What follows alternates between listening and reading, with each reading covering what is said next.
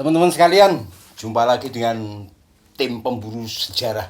Nah, kali ini kita akan mengulik beberapa informasi tentang situs Masjid Mataram yang berada di Kota Gede. Nah, banyak rumor, banyak pendapat yang mengatakan bahwa masjid itu dibangun oleh Panembahan Senopati. Tapi ada juga yang beranggapan bahwa masjid itu dibangun ketika Sultan Agung berkuasa. Riweh. Nah, saat ini itu yang akan kita kupas.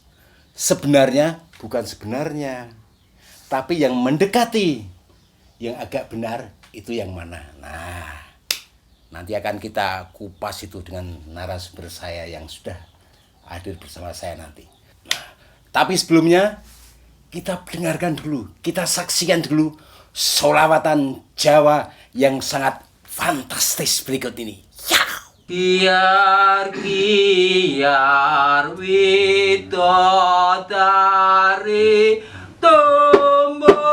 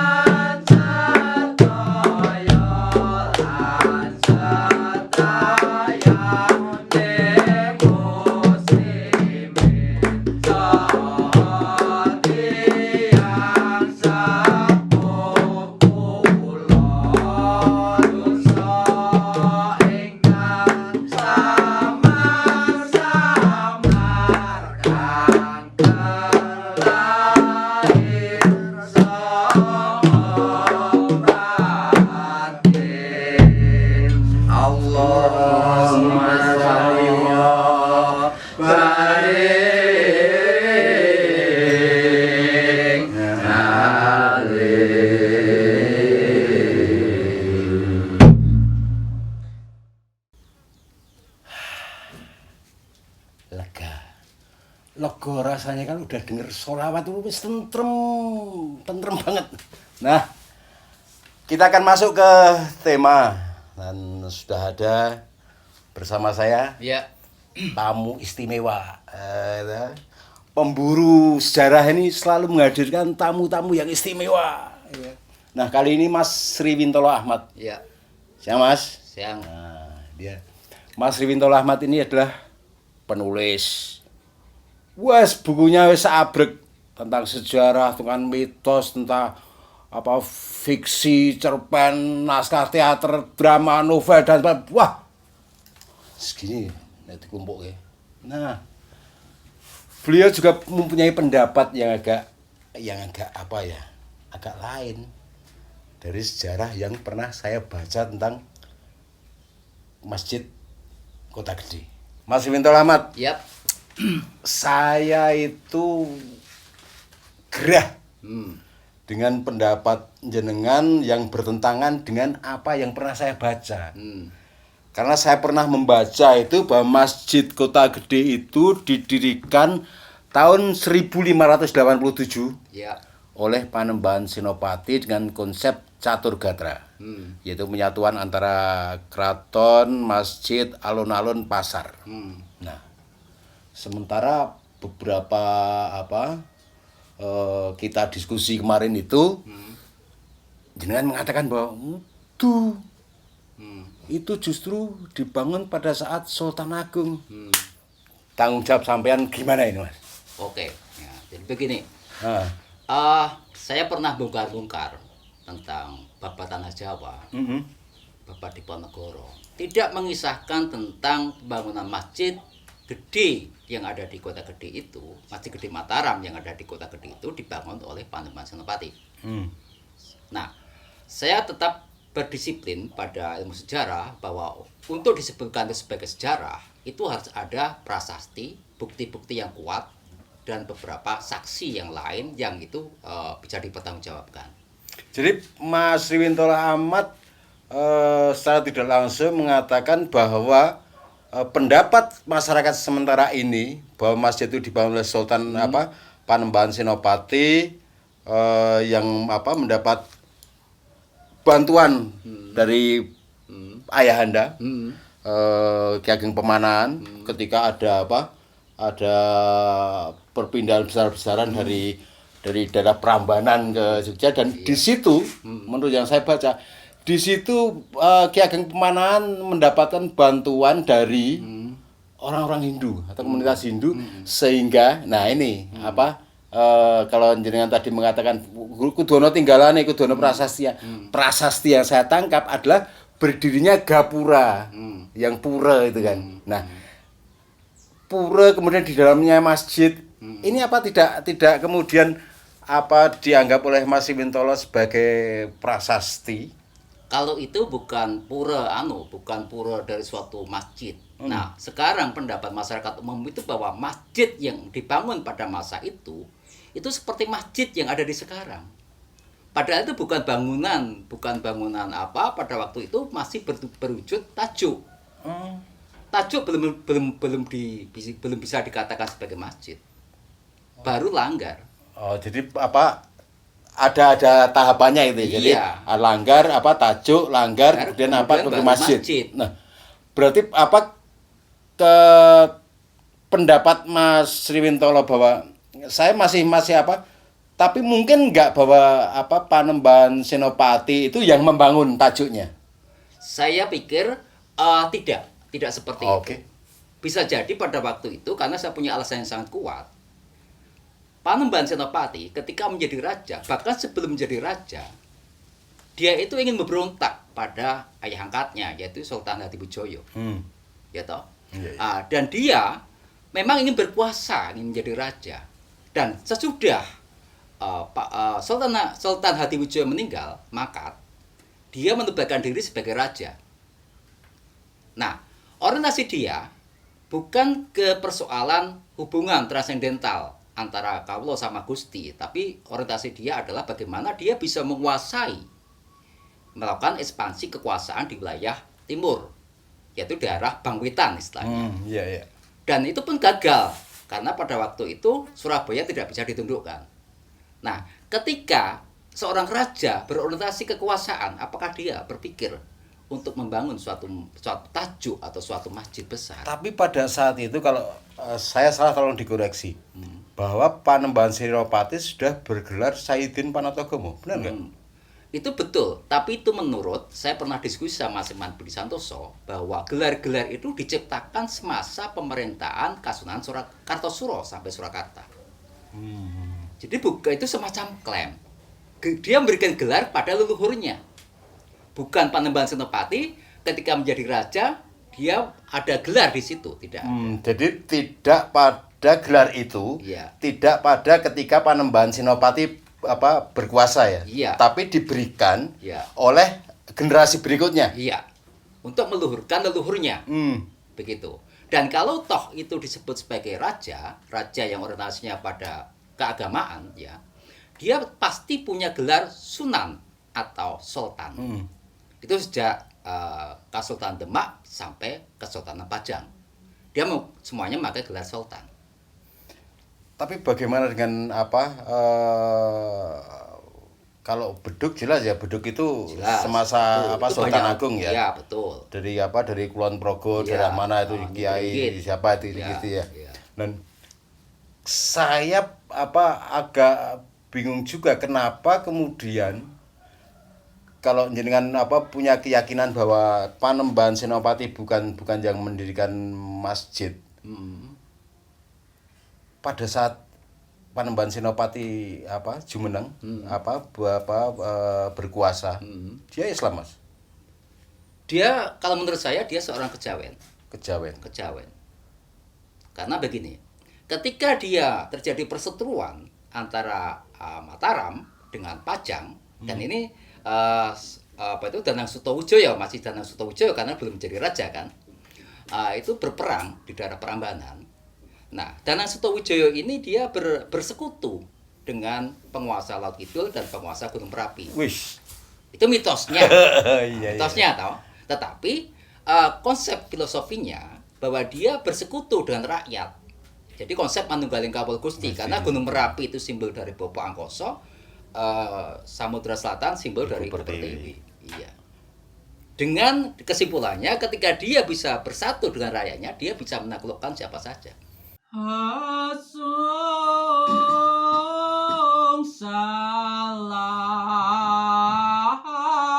kula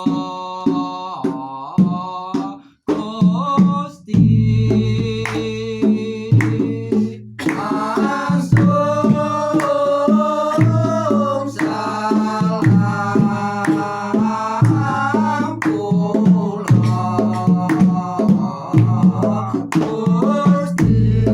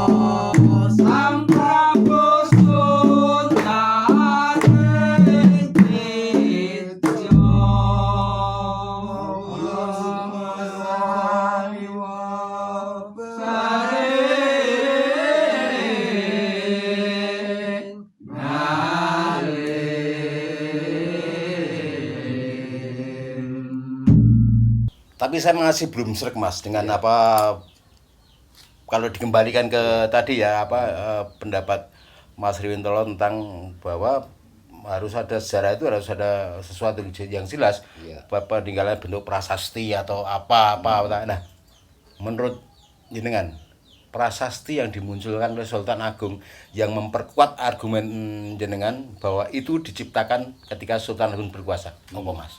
Begini. Salah satunya adalah tajuk. Kemudian di tajuk itu dia ada semacam parit kan, dilingkari parit. Nah, ini sebenarnya menunjukkan bahwa Sultan Agung itu sendiri juga orientasinya tidak masih orientasinya ke Jawa. Ya, orientasinya ke Jawa karena di situ ada semacam Candi Borobudur, hampir mirip bangunan candi, bangunan masjid. Iya. Bangunan masjid sama bangunan Candi Borobudur itu punya makna filosofis yang sama. Iya benar. Nah, di sini masjid itu seperti bangunan seperti teratai. Teratai yang dilingkungi oleh siapa itu? Parit. Artinya bunga teratai di tengah sendang.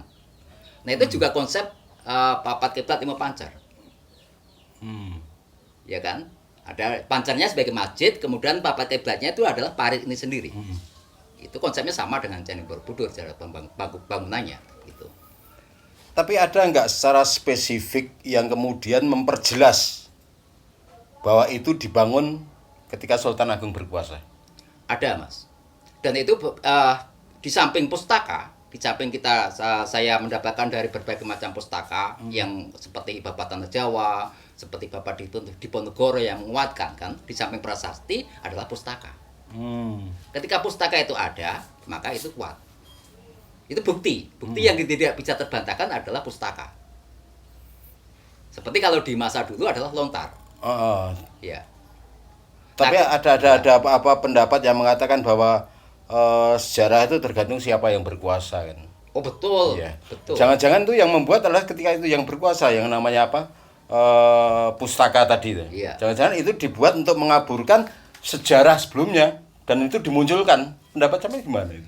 Kalau menurut saya, ketika itu diyakini oleh para sejarawan ketika melalui suatu proses penelitian yang sangat panjang dan di situ ada logika-logika ya, karena memang sejarah saya akui sejarah menjadi hancur, sejarah menjadi rusak ketika politik berintervensi di dalamnya.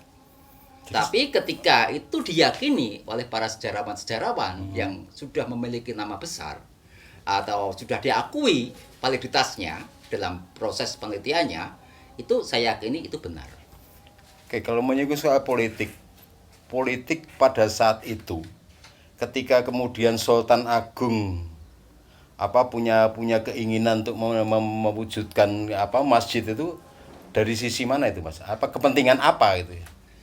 Begini, oke. Tapi sebelum seperti itu, ini sangat supaya masyarakat ya tidak berasumsi bahwa yang dibangun Sultan Agung adalah masjid. Sebenarnya itu masih tajuk ya, ya masjid yang kita lihat Frame sekarang, kita ya? saksikan sekarang itu dibangun oleh Sunan Pakubuwono X.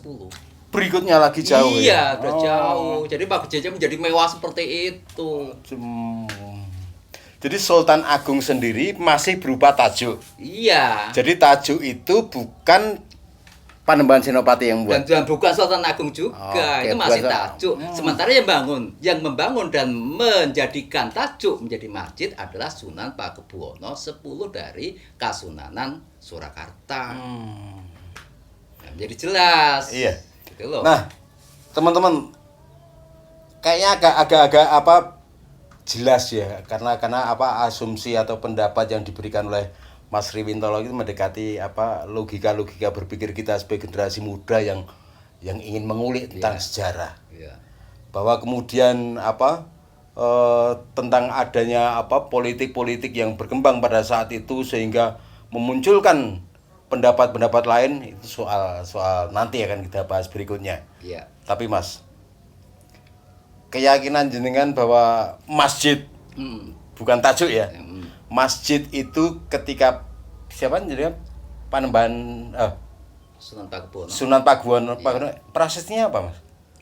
Di situ ada angka tahun pada waktu dibangun itu bisa diteliti dan itu sudah menjadi kesaksian sejarah. Banyak sejarawan itu mengakui kan, dan itu bisa kita lacak, bisa kita tanyakan karena Sunan Pakubuwono ke-10 kan masih bisa kita ketahui ya sejarahnya enggak ya. jauh-jauh amat gitu, iya Mas. kan, dan dia membangun masjid itu dia punya hak karena dia merupakan leluhur dia adalah leluhur Mataram kan. Maka kenapa makam Kota Gede itu di samping dari Kesultanan Yogyakarta juga ada Kasunanan Surakarta kan. Dia punya hak untuk membangun itu. Oke, karena itu juga berkaitan dengan Mataram Islam, Mataram kuno, Hindu, Mataram kuno dan sebagainya. Ada 3 tahapan itu. Nah, sejak tahun atau eranya siapa sih Mas sebenarnya? Menurut Mas Riwentolo Ahmad, Mataram Islam itu muncul. Di kekuasaannya siapa itu? Panembahan Senopati kah atau Sultan Agung atau siapa? Begini, sebenarnya para sejarawan itu hanya ingin membedakan antara istilah Mataram Islam dengan Mataram Hindu, antara Mataram baru yang identik dengan Mataram Islam tadi dengan Mataram kuno. Itu hanya untuk pembedaan. Oh gitu. Bukan terus Mataram Islam itu kerajaan Bukan Islam. secara politis atau agama ikutan ya. Bukan. Itu hanya untuk membedakan. Dan itu memang keluar dari para sejarawan. Supaya masyarakat kita itu tahu, oh ini Mataram yang dimaksud Mataram Islam itu ini pada zamannya Senopati sampai ke Sunan Amangkurat I kan. Kemudian Mataram kuno yaitu dari era Sanjaya sampai ke sampai ke Jawa Timur. Yaitu sampai ke Empu Teguh. Iya. Nah, itu Mataram kuno, itu hanya untuk membedakan. Jadi itu bukan istilah yang diciptakan oleh pelaku ya, tapi oleh sejarawan. Iya. Oke,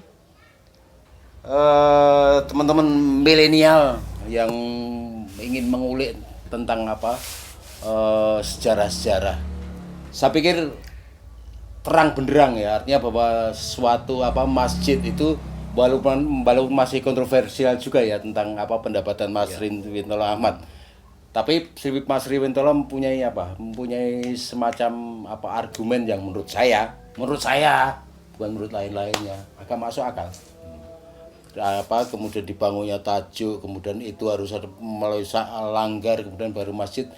Itulah. Nah, statement terakhir Mas tentang Masjid Kota Gede ini Mas. Oke. Jadi saya sangat senang sekali ya karena ini kan konteksnya ketika kita menghadirkan tentang situs sejarah yaitu masjid di Kota Gede yang di sini juga ditampilkan dengan selawatan Jawa. Itu sebenarnya acara ini sangat menarik. Acara ini sangat menarik dikarenakan di situ ada sambung rapat. Kalau ada hubungan yang sangat erat ya dengan konsep bahwa masjid yang diciptakan oleh dari era Sultan Agung sampai Pakubuwono ke-10 itu adalah di situ menempatkan bahwa masjid adalah merupakan pusat dari dakwah Islamiyah. Nah, pada waktu itu kaitannya juga dengan Sunan Bonang. Sunan Bonang di mana dia bukan Sunan Kalijogo saya mengatakan. Sekarang selama ini banyak masyarakat bahwa yang melakukan dakwah dengan seni dan budaya itu Sunan Kalijogo. Kalau menurut saya tidak. Karena Sunan Kalijogo merupakan murid dari Sunan Bonang. Nah, pertama kali Sunan Bonang dia menciptakan bagaimana dia bisa menarik perhatian dari masyarakat non-muslim pada waktu itu, yaitu dengan bermain bonang dulu.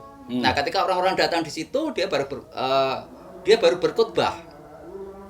Nah, konteksnya di samping masjid, maka diharapkan bahwa umat Islam bahwa suatu dakwah Islamiyah yang sangat berkembang di samping masjid adalah melalui seni dan budaya. Itu sangat cocok sekali untuk di era sekarang, apalagi di era milenial ini yang naga-naganya akan kembali ke Jawa dulu. Oke, terima kasih Mas Riwentolo Ahmad dan terdengar suara adzan.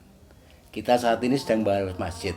Kita sudahi dulu dan pada episode berikutnya kita akan membahas soal keterlibatan Sunan Bonang, Sunan Kalijogo, Sunan Kudus dan lain sebagainya terhadap perkembangan situs-situs yang ada di Yogyakarta. Ciao.